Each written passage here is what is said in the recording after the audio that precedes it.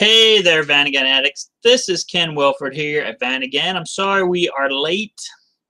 Went to start the live stream and had to reboot Windows. No apparent reason, just because. So if you're going to get mad at anybody, Bill Gates, go to his house, burn it down. Okay.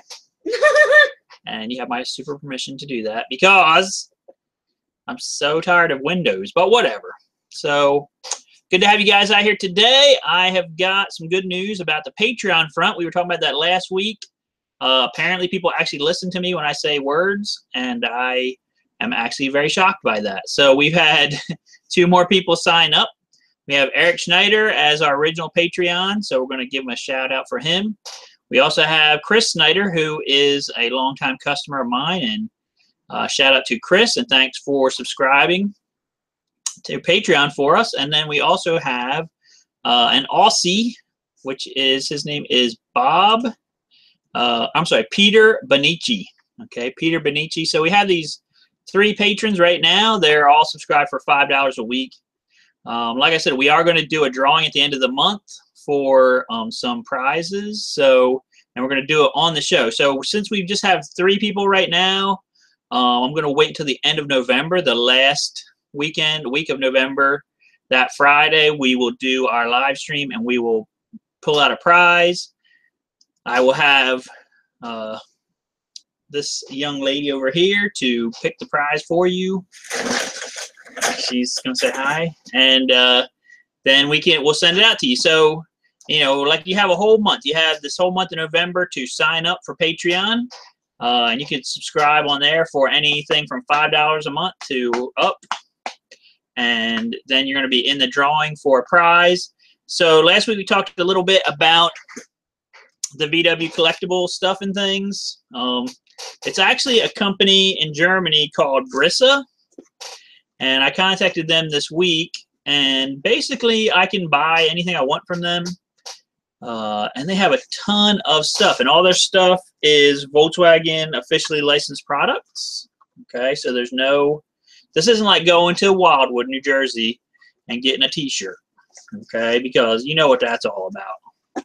There's no license, or some places in New York City maybe would be like that too. I don't go to New York City, but you know, you get these shady places that are popping logos on stuff and things, and they have no official license to do it. That's not the way this is. Brisa is officially licensed. Show the logo again. Make Volkswagen lawyers cry themselves to sleep at night. But they have lots of cool stuff. They have mugs. They actually have mugs that do have buses on them. They have lots of t-shirts. They have LED lights that my daughter saw at a camping thing and thought it was super awesome, of like little bus LED lights. Be fun for Christmas time and stuff. So my plan is to, I guess, maybe ask you guys what you're the most interested in. That way you can go ahead and look on their website.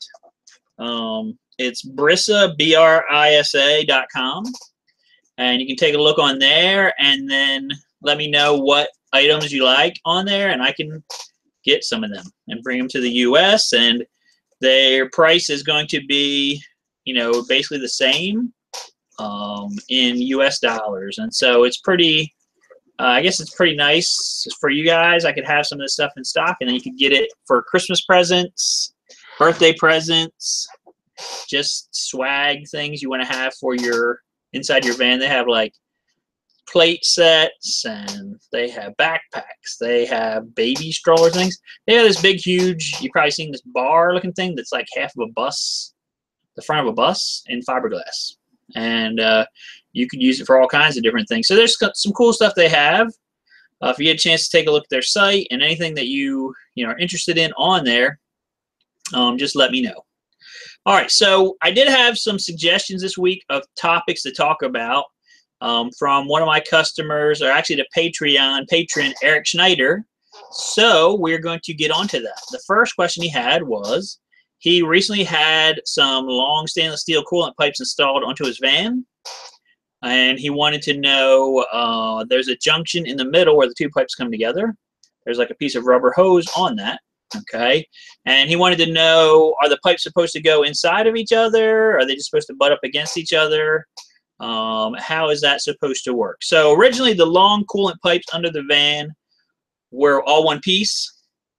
They probably were about 10 feet long, okay, 8 to 10 feet, somewhere in that range. And the problem with that is that it's so long, you really can't ship it in the mail, okay, or ship it in UPS. It's like considered either super oversized or even beyond their length limit that they have. So a lot of the guys make the stainless steel coolant replacement pipes in Germany. They need to ship them to the US. They started doing it by basically cutting the pipes in half, like kind of where behind the gas tank area, and you put, you know, the two rubber pieces together, and then you can junction them together that way. And so that's how they're made. They're actually just made to either butt up against each other or even be slightly separated. That wouldn't hurt anything. Because there's a rubber piece of hose that kind of goes around the outside and clamps right there and junctions them together. So, you know, that's really how it's supposed to be set up. I think Eric describes his as being set up that way. That is the proper way of being set up. Okay, so don't be scared by that. I mean, the other side benefit of having the pipes be two shorter pipes instead of one really long one is that they install way nicer, way easier.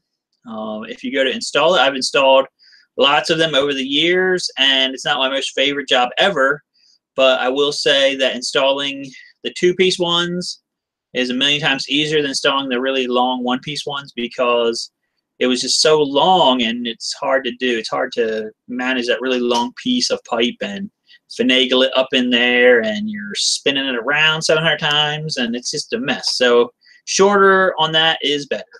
Okay, there you go. All right, so that's one question he had. Another question. Okay, now welcome you guys out here, everybody else. Okay, I'm just trying to deal with, these are questions that somebody asked, and they're a patron, so I'm answering them. And also, you know, they asked me this week. Now, if you have questions you want to ask, you can put it in the chat. As soon as I get done talking, we'll talk about that. Or you can ask me these questions through the week in an email form or something, and we can talk about it that way. So another question Eric was asking about was, he has an 83, 84, 1.9 Vanagon, and when he turns on his air conditioning, he's having problems with the idle of the van. And so on those early ones, so 83 to 85, okay, 1.9s, they actually did have an idle up air valve. If you look at the engine bay, you look at where the air box is over to the right, okay, the intake box where the air filter lives in. If you go forward just a little bit, you'll see this unit. It has one or two air hoses going into it. It actually looks like two cubes, and then it has some air T's coming off, and it might have two plugs on it or one plug, depending on how many of these units are. So what this is the idle up air valves for the air conditioning and also for the power steering. Okay, so if, say you have a 83 to 85 1.9 van that doesn't have air conditioning and that never had air conditioning, never had power steering, you will not have this at all. Okay, if you have one that has at least had air conditioning and power steering, or one or the other, you will have this unit. Okay, and like I said, it's bolted up there right near the air box, just a little bit forward of it towards the front of the van. You'll see that unit.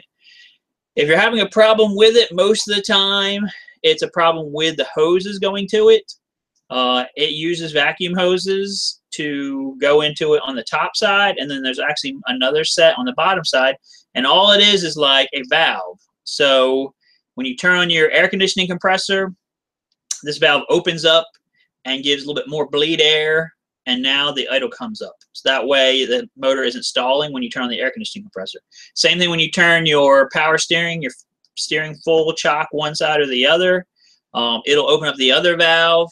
That'll make more bleed air come through, and that'll raise the idle again to keep the car from stalling. So if you have a problem with the car stalling when you turn on the AC, check that valve. It's either not working, maybe it's not hooked up right, maybe the hoses are cracked or something like that. If you're having weird idle oscillations with the 1.9 Vanagon, most of the time that has something to do with vacuum leaks, and it could be, those hoses could be a source of that. So definitely check all your hoses All right, so that was his second question that he had. Then he had a third question. I'm trying to remember what that was. Maybe when I think about it, I can say hi to everybody that's on the channel today. So who do we got? Is anybody in the chat right now? We have Costas. Okay. Here. And then someone whose name is Copier RP Industries. Okay. And is he gonna sell some copiers? I have no idea. And then Edvin. Okay, Edvin. And Jackbox. Okay. Well, it's good to see you guys. Thank you guys for coming out and joining us today. If you have any questions, just let me know. I know Costas was actually asking me questions right before we came on today, and I basically had to silence my phone because I can't be getting all that like 600 Oh, the copier industry said he says his name is Mark and he's from SJVC. Okay. Oh, okay, Mark. SJWVC. Oh, so I think I met Mark, right? I met Mark at the last the Halloween thing, right? Maybe. And so welcome out. All right, we have another question about a Propex. Okay, Propex heater. Robert Taylor. Okay, Propex heater. There's another person, Robert Taylor. Yeah, well, it's good we're having all these people come out. I'm glad you guys are here today. You know, our main goal is to answer your questions and help you guys out with Vanagon stuff and things. So if you got questions, put them in the chat. As soon as we get through these initial questions, we will get to them. Propex. Okay, some of you guys probably know about Propex. Propex is a propane-fired heater. They have them that go under the rear seat. Then they have a newer version I've never actually installed yet that goes under the car. I will say that my experience with them has been good. They seem like a very nice unit. They're not cheap. They're a little on the expensive side, but they seem to work really well. And, you know, the interior of the van, it's not that big of an interior, so just that little bit of Propex heat will heat the van and makes a big difference. I mean, you just want, like when it's cooler, like right about now, when it's say at night, it's like in the 50s or the 40s or something. You have a little bit of heat, something that, you know, your face isn't getting cold and stuff at night. You know, you're not trying to like turn your Vanagon into your house, is what I'm trying to say. So like 75 degrees, yeah, that's probably not a good idea. But, you know, just like something in the 60s or something would be comfortable, right, for sleeping. That's really what the Propex is for. So I have some pictures and different things of them installed. I could put them up somewhere for you guys to take a look. But it's a very nice unit, very well made, and I would recommend it if you have the money and you're going to camp in the fall or the spring. Now, if you're going to try to camp in the winter, I don't know how good it's going to do because it's pretty cold in the winter. I mean, I've sat in actual real RVs that have like insulated walls and insulated windows, and in the winter they're pretty cold inside. They're miserable, and the heater's on and everything. It's like cold drafts blowing all around. Driving your Vanagon in the snow and camping in the full on winter, I would not recommend unless you're super into that. Unless you could also lay in a tent in the winter and be perfectly comfortable. Not too many people would do that. I know of. All right, and I think I got maybe one more question from Eric. Okay, I'm trying to answer all his questions. Oh, the last thing. All right, so he's just mentioning the Blaze Cut. Okay, Blaze Cut. I haven't actually gotten into Blaze Cut yet. I guess it should be something that I'm going to look into. I mean, my idea is more preventive maintenance versus Blaze Cut. Okay, so you guys have probably all heard about Blaze Cut. Basically, what Blaze Cut is, it is a plastic piece of piping that has fire retardant inside, and when you have an engine fire, this stuff busts open, melts open, or whatever, and the fire retardant goes onto the motor and puts out the fire. So, I mean, that's nice. It's not cheap. It's expensive. And, you know, what I've been all these years been kind of encouraging instead of something like Blaze Cut is, you know, actually doing maintenance on your fuel system to keep you from having an engine fire. But, you know, I guess Blaze Cut would be kind of like another layer of insurance on that. So I don't, know much about it. I haven't installed one for a customer yet. I guess I will have to look into it and see how it's set up. I mean, I've seen other people sell it, so I'm assuming that, they have a wholesale program and all that stuff. If any of you guys have any experience with Blaze Cut, let me know, okay, because I'm new to it. All right, do we have any questions in the peanut gallery? Well, Billy Shepard joined us. He says, Hey. late, we'll call you Monday. Okay. Steve Reuter's here. Okay, good to see Steve. Edvin asked earlier, what is better, automatic or manual gearbox for a T2? I really like, so for a Vanagon, okay, for a Vanagon, I like the automatic transmission better, okay, and I'll tell you why. It actually holds up better in most of the time. It holds up better, and also it just makes the car more fun to drive, okay, and it increases the amount of people that can drive the car. So, like, let's say Leah, right here, ding. All right, I've got a 90 Vanagon sitting out here right now. It's a manual, and I said to her, I want you to get in that, go for a test drive around. She doesn't actually know how to drive a manual. All right, I haven't taught her yet. I'm not going to teach her on a customer's van. I'm sorry, that thing ain't happening. And that's the only stuff I got that's manual right now. I don't have anything that I own. I don't have any manual Vanagons because, just to be super honest with you, I don't really like them. I don't like to drive a manual Vanagon. It's work.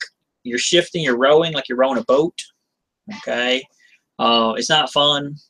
And the transmission itself is fine until it's not fine. Okay? It's fine until third gear starts grinding. Okay. First gear gets hard to find first gear. Then it craps out on you somewhere because you get stuck in third because they had a problem with third, fourth gear slider hubs. It was a manufacturing defect that only comes to light around 125,000 miles. Everything will be fine and dandy. 125,000 miles starts grinding, messing up, and then it could break third and fourth gear. And you'll be stuck in third gear. It happens a lot.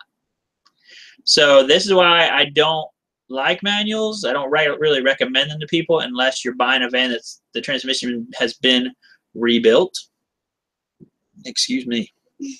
So that's my rant on manuals. Automatics. Okay. Occasionally you will have a trouble-prone automatic.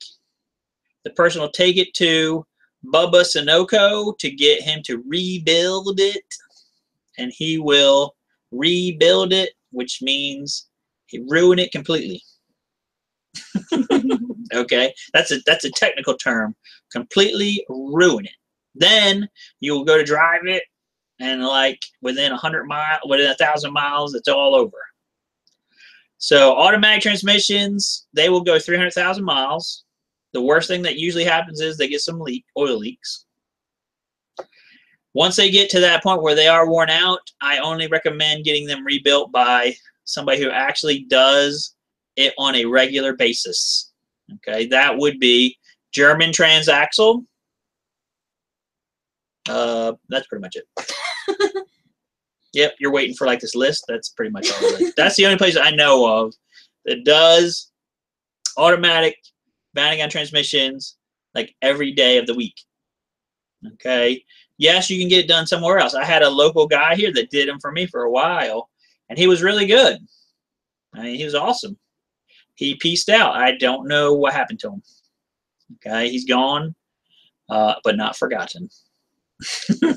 But as far as getting somebody to do it, I would get it from German Transaxle.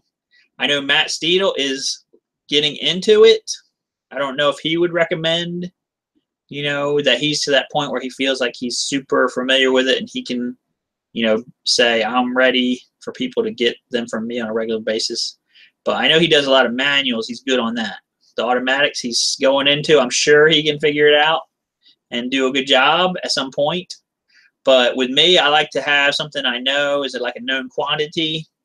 German Transaxle, that's who I recommend. So if I was looking to buy a van, okay, I'll be looking at automatic one That's what I would be trying to find. And or if you need a manual, if you love it, embrace it. Okay, that's fine. Get one that the transmission's been rebuilt, because guess what? If you don't, you're fixing to get it rebuilt. So you're going to be out that money real soon. Okay, so I hope that answers questions. Now, if you're talking about a bus, like a T2, that's actually a T2. See, a Vanagon is a T25. All right, I'm trying to be all technical and whatnots, but that's actually true. If you're talking about a bus, manual transmission, avoid automatic transmission at all costs. It was just an experiment that, just like the Type 4 motor, that also was not that great. Okay, so that's that rant. Okay, what else? That rant is now completely over. And then Move on. Steve Ritter was talking about previous owners for his air-cooled manual thrashed his synchronizers. First and second went very quickly. Now I've got new parts from Whittle Industries and how to repair. Highly recommend Whittle for parts. Yeah, I mean, Whittle's great if you have somebody that can do the work, can repair it for you. They have all the parts, and they're making a lot of stuff too. So they're constantly developing new stuff. So they're great that way. It's just a lot of people don't have you have to have special tools to rebuild the manuals. You can make them yourself. I mean, one of my friends did all this stuff himself. He's like, oh, it's real easy. But with me, I mean, one of these days, I'm going to learn how to rebuild a manual, I guess, at some point. And then I'll probably just keep calling Matt Steedle up and buying them from him. But, you know, just to say I know how to do it, and I have like a better knowledge of how they work inside. But for now, I'm just going to keep buying rebuilt ones from people. That's the best thing for me. You can't be expert in everything, or can you? Okay. All right. Do we have any more questions or comments or anything like that? We do. Oh, Costas. What? Costas has a question? You have got to be kidding. I can't believe it. He never asks any questions. Why? What question could he possibly have now? He wants to know how to check hydraulic lifters. Oh my gosh. That is like a whole another situation. Possibly have. Let me turn this volume down here real quick, Wes. All right. So, yes, I agree with you. Matt is really good that way. I just wanted to try to share a link for this to somebody. Let me do that real fast. All right. So Costas wants to know about checking hydraulic lifters. He was telling me he has a problem with his number 3 cylinder, I guess. And so oh boy. I mean, that's like almost a whole video all to itself. I mean, I have to explain to you how to put the engine at top dead center. Then I had to tell you how to adjust the valves. Then I had to tell you, I mean, I did that video about the cylinder heads. It's in that video, Costas. So go to that video, fast forward to that part about setting the valves, and just watch that. There, I answered that question. Bam! All right, continue. Oh my gosh. I'm not going to sit for 45 minutes and like repeat that video again. I'm sorry. I can't do that to everybody else. Myself. Not necessarily questions. I'm selfish. Just more of like comments. Yeah, Jarvis Box says yes, you can pull a rocker out almost half an inch. Yeah. Okay. Basically, just like they're talking to Costas. They're commenting back and forth to him, basically. See, what you guys don't understand about Costas is that you can answer every question that he has. You could be here for hours answering questions. Like, I get questions from him in the middle of the day, the middle of the night, you know, and stuff, which is great. Okay? And you know, the journey for knowledge is never ending. That's right. That's right. And Costas is a young person, so he has lots of journeys ahead for him. But during a journey, every so often, you gotta stop and take a break. You got it. You know? So, yeah, yep. So anyway, all right, so let's move on here. So I'm trying to think of what else. We had something fun happen today. Oh, boy. We've been having issues with our supply chain for our LED lights. Okay, so the LED round head light supply chain is great. No problems that way. Let me drink some of this. Oh my gosh, so much better. So now I'm gonna choke to death. The LED light supply chain for the outer headlight bulbs. Okay, I found another supplier for that because the supplier I have, they make a nice product, but they go out of stock, and it's out of stock for a long time. And I've asked them why, and they're just like, me no why or something. I don't know what they're doing over there. So I had the same exact conversation with the inner LED light bulb people. They've been out of stock for like 2 weeks. I'm like, when are these going to come back in stock? They will come back in stock at some point in the future. That's real nice. And so anyway, I got tired of waiting. I bought new ones. I bought new outer ones. They turned out pretty good. Actually good enough to sell. The inner ones, oh my gosh. They were sad. Sad. I don't know how any human being can sell something that's such garbage. I mean, compared to the halogen bulb, because we had them both in at the same time. So new LED, halogen bulb. Yeah. New LED, halogen bulb. And I mean, this is all for you guys. I suffer for my art. Okay. I mean, I'm trying to get something nice to sell to the people so they can get it. It's helping them. It's nice for them. You know, and then there's these people online like, oh, this is this particular product, and yeah, I can buy it from here, and blah, blah, and it's X amount of dollars cheaper than what you're buying it for. So I'm super smart. I figured that out, okay? But here's the problem, okay? You might be right, or you might not be right. How do you know? You don't know. And the exact same thing that looks exactly the same, and you get it from the exact same place that I'm getting it from, it might not be that. It might be this copy that's a piece of crap. And when I get it here, I evaluate it. I say, is it good? Is it bad? Is it going to hold up? Is it not going to hold up? And then after I do all that, then I start selling it. So if you want to be the guinea pig for yourself, buy garbage online and put it in and spend all your time and efforts getting it put in and all this stuff. And then you're like, oh, this is crap, and I have to send it back, and then I have to keep looking for something else. Yeah, you can do all that work. Or you can just buy from us. It's already vetted, and put it in, and it's fine. So, you know, so this is part of it again. We bought these lights, and they are just so sick. They look like if you just wanted to, like, light up the inner headlight bulb enough to show that it's there. Like, that's all it would be. So, like, if you used it for a marker light, you'd be like, oh, that's not too bad. But this is the high beam light of your van. It didn't do its job. And it was so ridiculously sick. It was like just this little blue little dot in the middle. Like, it was pathetic. and you're like, sad. Okay, so they're going back. Hopefully, I will have more of the ones that I tested and got and liked that apparently are so good that no one will ever have them in stock again. Okay, so sorry about that rant on that. What else? I still have some 1.9 distributors. If you guys want any, I have 1 or 2 here. I think 2. Excuse me. I have 2 more coming. So, you know, you can have a nice collection like some people like to have collections of stuff. I still have some 2 rebuilt ones here. If you want to go $100 cheaper on that. I've got some of the Eurovan exhaust manifolds coming from England. I sold 1 this week, and that one's going down to Georgia. And the guy was like, I looked everywhere for that. I couldn't find it. Where? I'm like, yep, that's because you didn't call me first. Called me. I'm like, yeah, I got it right here. I don't know what to tell you.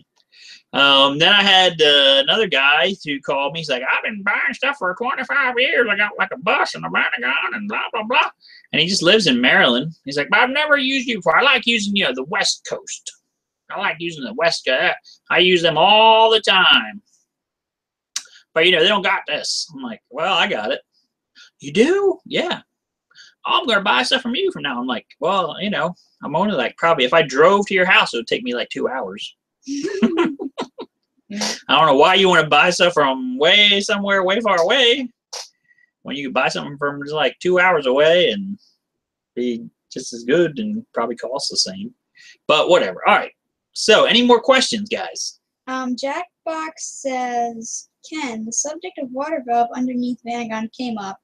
Is there anything better than the stock plastic one for a heater on off? Okay, so you're talking about like the valve that's under the back seat, like for the rear heater? Is that what you're talking about? Maybe? That's what I'm thinking about. I mean, they made some metal ones. You can make kind of like a metal one if you want. They have they have a little adapter thing I've seen that, you know, you can use a metal valve for that. Is that what you're talking about? Like the one on the back seat? One at front. The front heater valve. All right, so the front heater valve, there is no upgrade for that, but there is a way to shut it off for realsies. And that is to use a brass valve that you can buy at Home Depot. I did it this summer, and it worked great. I guess I'll have to do a video on it so you guys can see exactly how to install it. But if you look at the middle of the van where the shifter is, okay, there's like that valance thing that can pop off. It's kind of below the dash, right? That big plastic piece is kind of like a trapezoid shape or something, and it's called a diffuser because your like floor heat comes out. So you want to pop that sucker off. Then you're going to see two heater hoses going to the front heater. They go under that, go to the front heater core. Okay. I believe it's the lower of the two hoses. You can cut it, and you can put a valve in there that it's like a brass valve. You can turn it on and off. So that way, in the wintertime, you turn it on. You got plenty of heat. Everything's great, fine and dandy. In the springtime or the summertime, really, when it gets warm, then you can just turn it off. It's actually hidden under that diffuser. And that will completely shut your heat off. Like the front valve, on a lot of vans, it never fully completely shuts it off. And I don't really even know if it was meant to do that. Okay, so you will always have like a kind of like this residual heat thing going on, and then it's kind of like emanating out of the heater, and it's like, I don't know, with me, it makes me feel all sweaty because you're driving. You got like, even if you had the air conditioner working good, it's like blowing on the back of your neck on a Westie, and you're like, oh, so freezing my neck. And then your front of you is all like, oh, it's so hot from the front. I'm sweating. And the back, I'm freezing. It's like hot sweat. It's like you're in like, you know, stuck between two climates or something. So if you can get that valve in there, I can't remember. I think it's 5/8, something like that. I don't know. I had to look it up. But I bought the valve at Home Depot.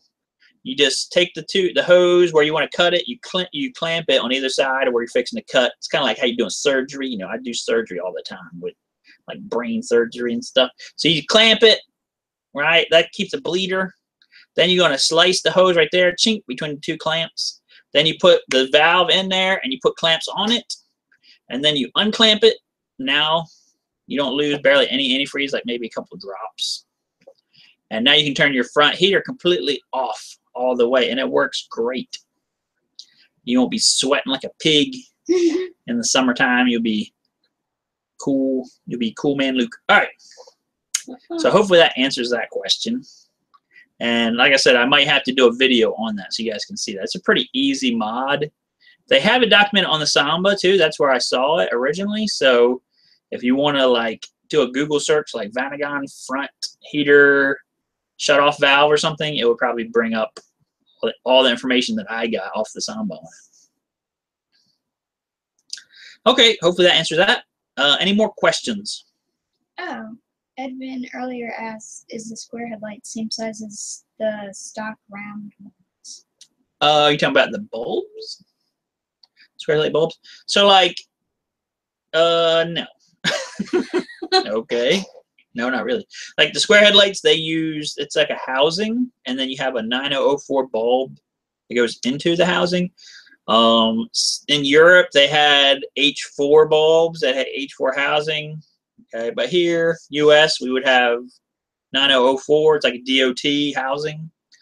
It was basically made to not blind people that were coming towards you. But it also is pretty crappy about how the light is diffused. It's diffused instead of focused. So it makes it kind of hard to see at night. So we have the 9004 LED bulbs. They're actually a little bit brighter, and the light is like a whiter light, so you can see reflection things better, like reflectors at night and that kind of thing. If you're in Europe, you probably should completely forget about it. Okay, you could probably completely forget about it, because I talked to some European guys that were here a few weeks ago that we interviewed, and actually one of the things they talked about was that, you know, in Europe everything has to be approved by the TÜV, which is this group of, it's like the DOT here in the US. So the TÜV is their version of that. And basically what it says is you have to go through all these rigorous testing things to be approved. So most people just don't bother. So say you're going to put in this LED bulb into a housing in Europe somewhere, it's not going to pass inspection. Okay, now here in the US, it may or may not pass inspection either, but most of the time people don't give a crap, so whatever. Okay, I've never had anybody pull me over and say your lights are too bluish or whitish or something. If it was super crazy like red or purple or something, then you might get pulled over. But the stuff we sell is real white, and I've never had anybody have a problem with it, except in Europe. Okay, and it's just not really approved for over there. They're more strict about it. They have places where, you know, in Europe you're going into a town. You know, they have certain sections of the town. I've seen stickers on like a Vanagon windshield. It says a different color. You can go into this part of town, but you can't go into this other part of town. Yeah, because your car's too old. Its emissions ain't good enough to go to the nice part of town. You got to go to the other side of the tracks. I don't know how it's supposed to work. Exactly, this part of town, it's kind of like used to be like the old smoking, non-smoking section in the restaurant, you know? It's like that. So you're in the smoking side of the restaurant, you can smoke like freight train. Then you go to non-smoking. There's apparently like a force field right there that prevents the smoke from coming to that part. No. Or like in the plane, right? Oh my gosh. They used to have the smoking thing.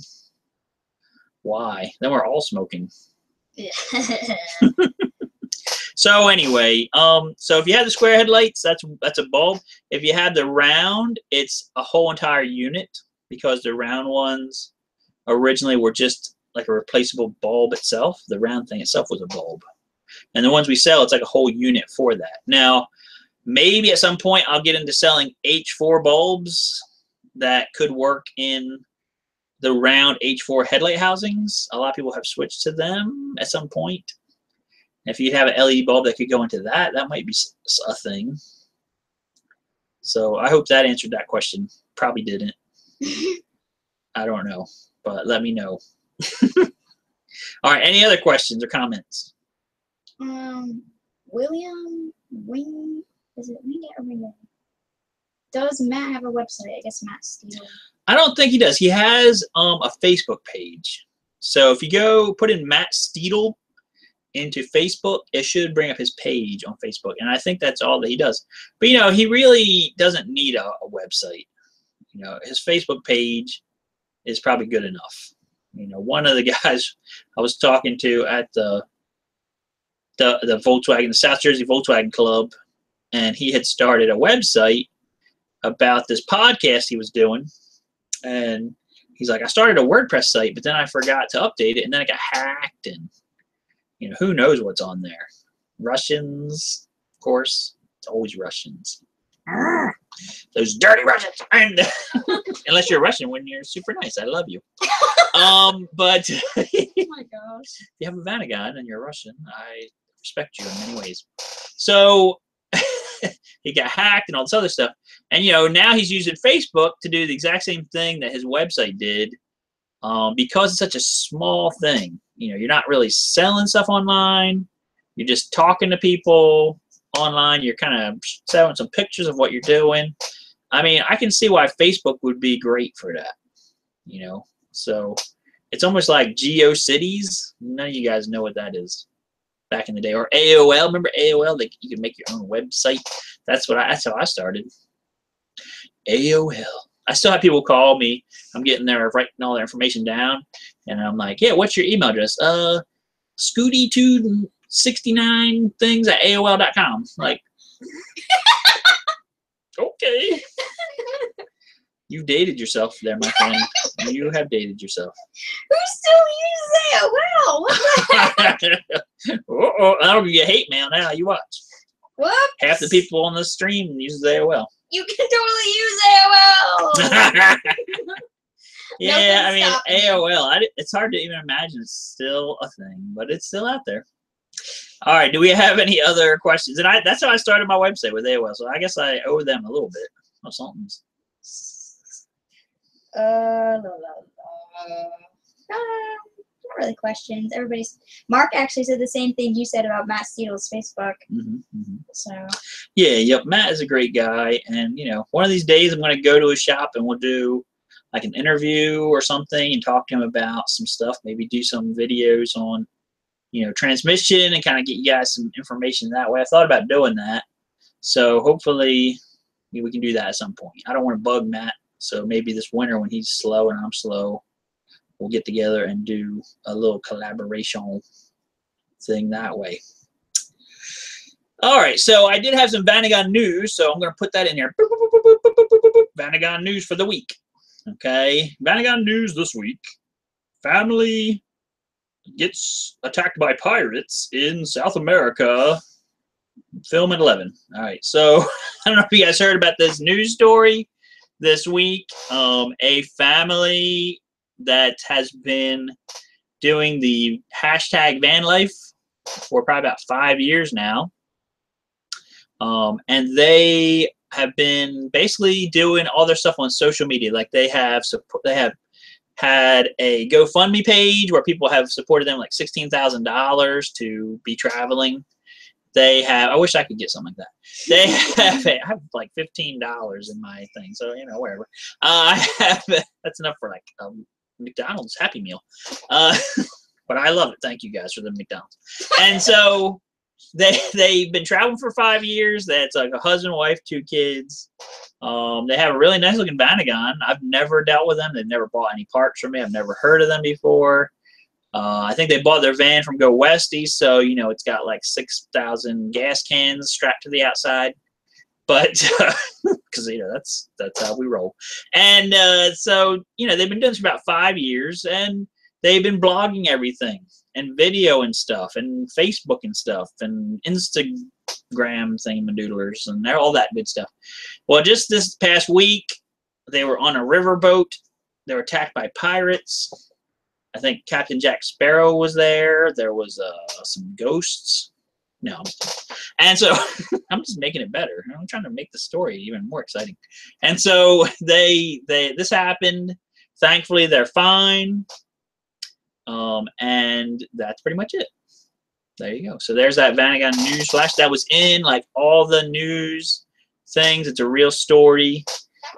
Actually, let me just look up these people real fast, because I was on their website and kind of looking into it. Let's see here. Oh my gosh, can't spell words. I meant to like bring it up. Let's see here. Yes. Okay, so it was in the Washington Post. It was in the Associated Press. It's like Adam and Emily Harteau, their daughters Colette and Sierra. Okay, and these guys, I'm trying to find their website on here. They were traveling in their Vanagon. It's called Our Open Road. Okay, so let me go to their blog deal, and then I will bring you guys along for the Magical Mystery Tour. All right, so let me come in here. We'll do Screenception. All right, don't let that blow your mind. All right, then we're into our open road. So this is their website, okay? And you can see, like I'm saying, they have all kinds of blog photos and art and different things, doodlers that they have done. I mean, they've been traveling around for a long time. So if you want to check them out, supposedly they're getting ready to end their tour and come back to the U.S. now. And so that's basically what's going on. Okay, and that was Vanagon. It was in, like I said, the Washington Post was what I just looked it up on. And let me go back. I can go back to that article real fast. You can kind of see, look, their vans got stuck in the mud. Oh no, let's use all these gas cans to fix that. All right, never mind. So many gas cans. But, you know, you can see there's Americans who survived apparent pirate attack. They were trying to get them to wear eye patches. It didn't work. Okay. So that was that happened this week. That's Vanagon News. Okay. You can enjoy that later and read all about it. All right. Any other questions, guys? I'm going to go back to regular non-inception mode here. Stop sharing. Bam. Steve Rivers said we should have a stock tire discussion day. A stock tire discussion. I mean, I put some stuff on Vanagon.com, okay, about the tire situation. You can go look at that. I mean, tires, you could discuss that for ages. Oh boy. I mean, I've been on the Vanagon list, Vanagon.com list for almost 20 years. I don't know how many times we talk about tires on there. It's slightly tired to talk about tires. But, you know, we can talk about it one of these days. If you would like, we would do that. All right, what else? Anything else? Not currently. I had a call this week from one of my customers who is a mechanic in New York City, and he was dealing with a client that needed a 1970 Westfalia restored for them. And so they had bought this Westfalia, they sent it to him, and then he called me up to get all the parts for them. And he said, you know, have you heard of, was it Pierre Vuitton or something? No. What's it called? Louis Vuitton. Louis Vuitton. See? And I even told her about it. She had no clue who it was. Yeah, I didn't know who it was. He said, do you know who Louis Vuitton was? I was like, what? And then I looked it up, and like the original guy who started it was like back in the 1800s. That's what I said. I said, Louis Vuitton is dead. But, you know, Louis Vuitton, the scourge of every man that ever lived, because he makes your wife want a $5,000 purse that's this big. And then she needs another one. Okay. So Louis Vuitton bought a 1970 bus, Westie. Or no, I'm sorry, it's a hardtop. So this is a 1970 hardtop bus. And this customer of mine is restoring it for them. He bought a lot of the parts from me. Maybe when it gets done, I'll get some pictures of it. But they're using it for promotional purposes. I'm not sure. I would think it's in New York City is where they're going to be using it, because that's where his shop is, right near New York City. And it's going to have some nice chrome wheels on it. I know that because I sold them to him. And it's going to have all new mirrors and door handles and all that stuff. But so that was kind of cool. Something like that happened this week. I got to get involved in that and got a nice order out of it. So that was nice. And maybe we'll get some pictures and we can show you what that looked like when it gets all said and done. It'd be nice if they could give you credits or something at some point, like the new parts and whatnot. We're supplying. No. But you know what the thing was? So I put together a quote for him. He's like, they need all this stuff. I put together a quote. So here's what happened. So he's thinking, this is Louis Vuitton. They have tons and tons of money, right? He's going to give them this quote for like $2,000 worth of stuff, and they're just going to be like, $2,000 worth of stuff. It's like half of a bag, right? That's nothing. No. So he gives them the quote, and they're like, could it be cheaper? Can it be less money? Like, can you give us a discount because we're doing such a big order? And he was surprised by this. I said, this is not surprising to me. People that have money like to keep it. And how they do that a lot of times is negotiate. and get stuff cheaper that way. But so I looked at it again. I re-crunched the numbers again, gave him a little bit off because I wanted the order and got it done and still made out good on it. You know, maybe next time if I know it's them, the whole thing goes up 10% in price, and then when they want to negotiate, it goes down 10%. And they feel happy, and I'm still happy because I get all my stuff. But, you know, so anyway, that was something that happened this week that was interesting. I thought you guys would be interested in that. We didn't have anybody just show up this week, I don't think. So that was kind of good.